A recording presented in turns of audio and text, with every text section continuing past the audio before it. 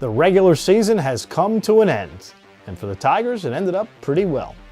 The Tiger Lacrosse Report starts now, brought to you by the Green Turtle.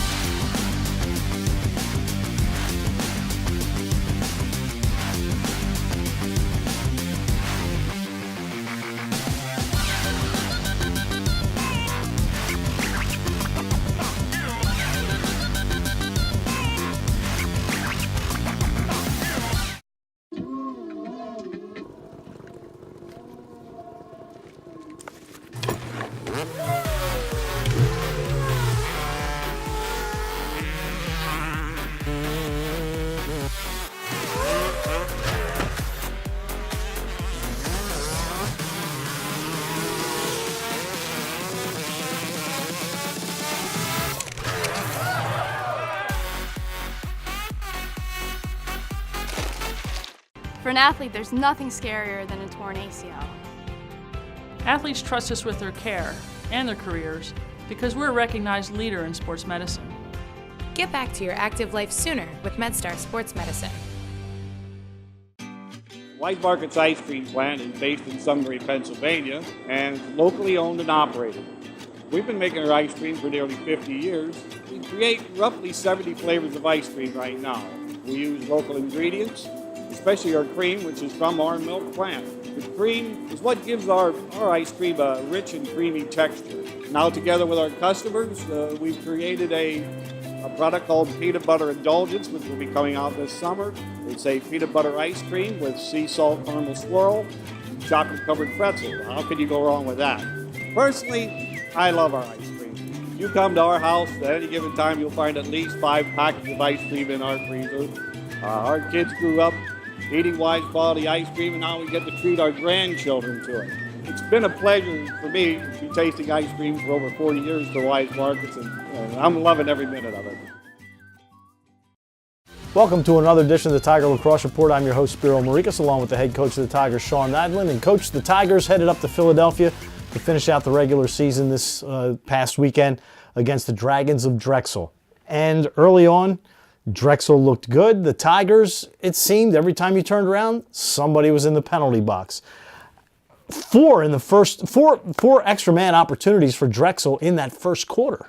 Yeah, that was kind of new territory for us, being man down that much early in the game in the first quarter. And it was just the way the game was going, the way the refs were calling it. You know, our guys were getting a little bent out of shape by it, and just try to calm them down, saying, hey, this is, it is what it is. You got to keep playing tough, a little bit smarter. I didn't want them to be less aggressive, but, just be a little bit smarter with how they're playing and how they're touching guys up and being able to play physical, but smart and disciplined at the same time. So I thought our guys handled it fairly well. We got caught up in it a little bit throughout the game, but that was definitely some adversity we hadn't faced yet. It's really odd because through the first 12 games of the season, you only had 44 penalties called against you. And here you are in this game, you have 10 called against you. Your defense stepped up because there was one situation where you were 2 men down, you didn't give up anything.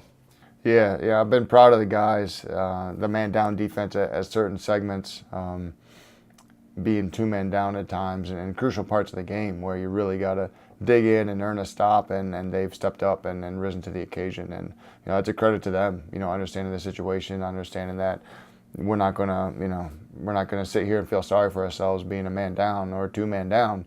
We still got a job to do. We got to make this stop. We got to do everything we can to force a bad shot so the goalie can make a save or get a pick or get a check on their glove so the pass goes away. So our guys done a good job in certain segments to help that. Speaking of stops, your goalkeeper Tyler Canto had a big day on Saturday.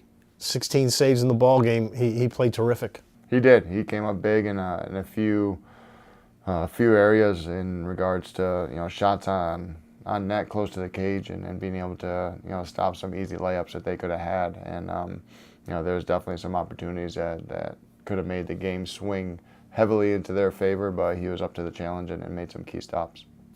You were in a situation this week, not only the penalties were different than the rest of the year, but the faceoffs were different than the rest of the year because Alex has been so dominant, number 2 in the country. This week, Jack McNallen stepped in for him. He only won 7 out of 24 faceoffs, but boy did he win 2 big ones down the stretch. 7:43 to go, you're down by a goal. He wins a clean faceoff, goes straight in and scores, and then 4 minutes later, he does it again. Yeah, that was so impressive to see by Jack. And then the face-off game was part of the adversity that we continued to face in the game, with the penalties, and then for the first time ever this season being, on the other side of the face-off battle. So again, our guys did, I thought, a really good job continuing to compete, continuing to kind of go back and forth with Drexel. But, when we needed Jack to step up and play to his ability and then, help us out at the face-off X, I mean, that was terrific. Coming off of that TV timeout halfway through the fourth quarter, we talked to the guys because Drexel had just made a run. In the huddle, we were like, hey, yeah, they just made a run, but how are we going to respond? What are we going to do in regards to making sure that we get back on track, that we continue to play smart but aggressive and being able to, get the momentum back in our favor. And Jack answered the bell right away with that quick face-off to goal.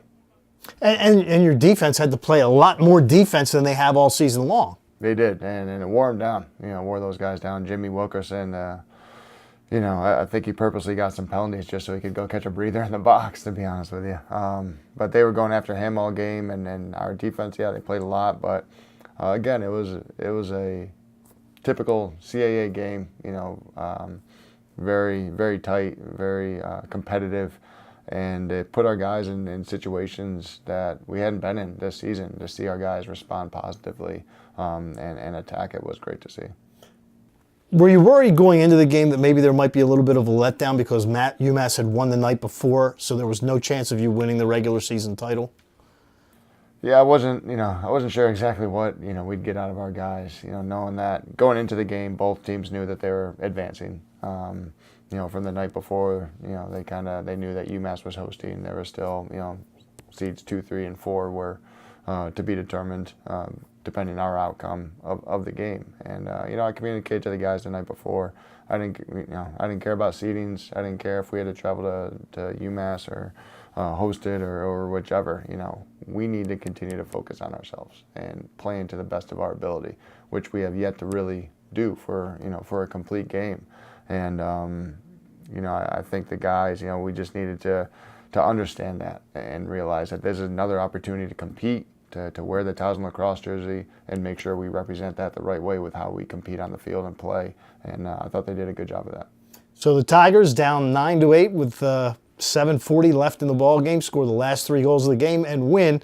They finish in a tie with UMass at 4-1, but UMass, because of the head-to-head win, wins the regular season championship. So the Tigers will head to Amherst on Thursday to take on the Blue Hens of Delaware in the first round of the CAA tournament.